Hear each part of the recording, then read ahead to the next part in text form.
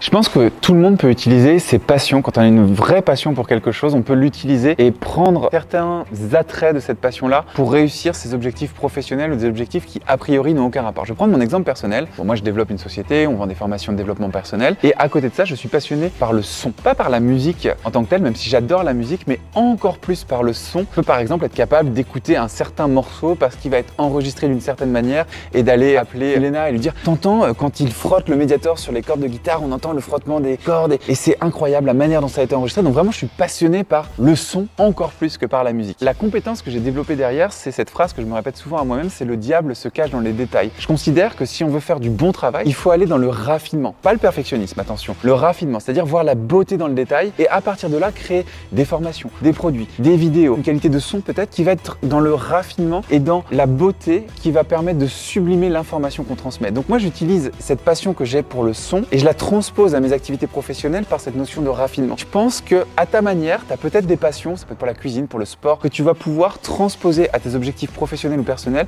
et les utiliser comme une force là où tu ne l'avais peut-être pas compris avant.